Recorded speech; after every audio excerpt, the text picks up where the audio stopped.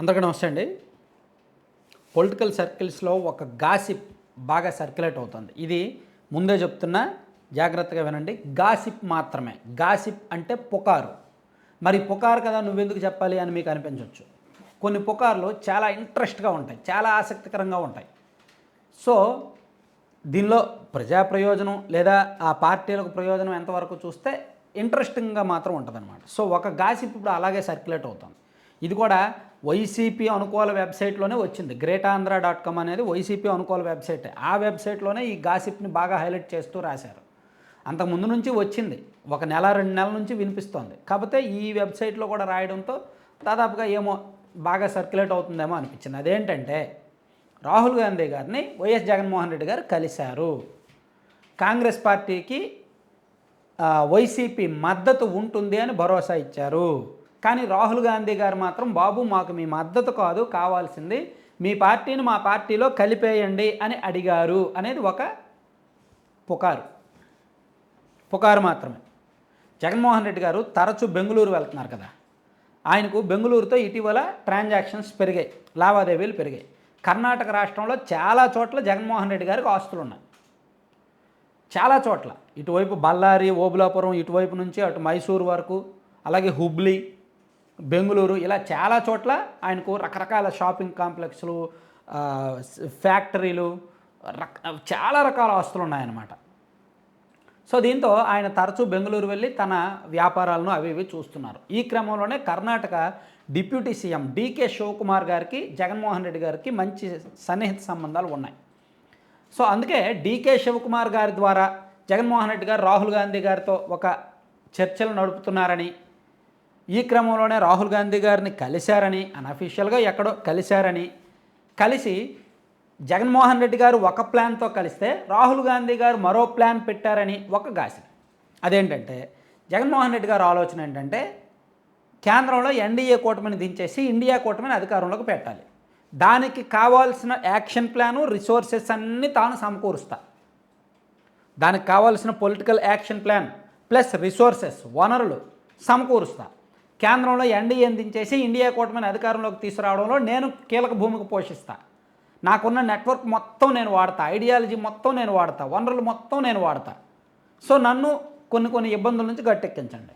ఆంధ్రప్రదేశ్లో ఎక్కువ మంది ఎంపీలను గెలిపించుకొస్తాను, నాకు ప్రాధాన్యం ఇవ్వండి అనేది జగన్మోహన్ రెడ్డి గారి ప్రపోజల్. అయితే రాహుల్ గాంధీ గారు మాత్రం అంటే దీనికి సెంట్రల్లో ఎన్డీఏ కూటమిని దించేయడం, మధ్యంతర ఎన్నికలకు వెళ్ళడం, దీనికి సంబంధించి ఒక యాక్షన్ ప్లాన్ కూడా రెడీ చేసుకున్నారు. సో దీనికి మొత్తం రెడీ అయింది స్కెచ్ అంతా అనేది ఒక టాక్. అయితే దీనికి రాహుల్ గాంధీ గారు మాత్రం సెంట్రల్లో మధ్యంతర ఎన్నికలు వస్తాయి, ఎన్డీఏ కూటమి 5 ఏళ్ళు అధికారంలో ఉండదు, ఆ విషయం మాకు నమ్మకం ఉంది. ఈ శివసేన అలాగే జేడీయూ లాంటి పార్టీలు ఎక్కువ కాలం వాళ్ళతో ఉండవు. అలాగే వర్గీకరణ విషయంలో కూడా కొన్ని పార్టీలు ఎన్డీఏలో బయటకు వస్తాయి. ఈవెన్ టీడీపీ కూడా ఎన్డీఏతో ఎక్కువ కాలం కొనసాగలేదు, వాళ్ళు ఆంధ్రప్రదేశ్కి ఏమీ చెయ్యరు. కాబట్టి ఎన్డీఏ ప్రభుత్వం మధ్యలో పడిపోద్ది, మధ్యంతర ఎన్నికలు వస్తాయనే ఐడియా మాకు ఉంది. సో దానిలో మీరు మాకు బయట నుంచి సపోర్ట్ ఇచ్చే కంటే కంప్లీట్గా కాంగ్రెస్లో మెర్జ్ అయిపోండి. ఇంకా వైసీపీ అనే పార్టీ వద్దు, ఆంధ్రప్రదేశ్లో టీడీపీ వర్సెస్ కాంగ్రెస్ అనేటట్టే ఉండాలి. మీరు కాంగ్రెస్ నుంచే వెళ్ళారు కాబట్టి మీరు కాంగ్రెస్లో మెర్జ్ అయిపోండి. సో అప్పుడు ఖచ్చితంగా ఎన్డీఏ వర్సెస్ ఇండియా కూటమి ఉన్నట్టు ఏపీలో కూడా ఎన్డీఏ తరపున టీడీపీ వాళ్ళు ఉంటే లేదా సింగిల్గా వాళ్ళు ఉన్నా ఇక్కడ ఇండియా తరపున కాంగ్రెస్ ఉంటుంది, బాగుంటుందని రాహుల్ గాంధీ గారు అడిగితే దానికి జగన్మోహన్ రెడ్డి గారు ససేమీర ఒప్పుకోలేదంట.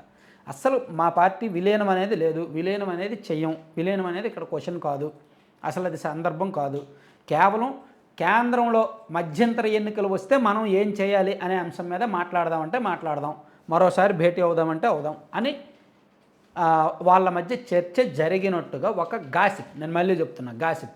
ఏంటి వాళ్ళు ఏం మాట్లాడుకున్నానో నువ్వు గోడ దగ్గర చెవులు పెట్టి విన్నావా, అది ఇది అనే డౌట్లు రావచ్చు. ఇటువంటి గాసిప్స్ రకరకాల వర్గాల్లో పుడతాయి, గాలిలో పుడతాయి, గాలిలోనే పోతాయి. సో కొంతమంది ఇంట్రెస్ట్గా ఉంది కాబట్టి నేను చెప్తారు, ఏమో రియాలిటీకి దగ్గరగా ఉందేమో అని. సో నేను కూడా ఇది వాస్తవానికి దగ్గరగా ఉందని నమ్ముతున్నాను కాబట్టే చెప్తున్నాను.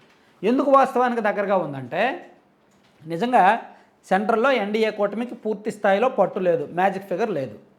పాయింట్ నెంబర్ 2, సెంట్రల్లో మధ్యంతర ఎన్నికలు వస్తే బాగుంటుంది అని ఇండియా కూటమిలో చాలామంది ఎదురు చూస్తున్నారు, ఎన్డీఏ వ్యతిరేకులందరూ ఎదురు చూస్తున్నారు.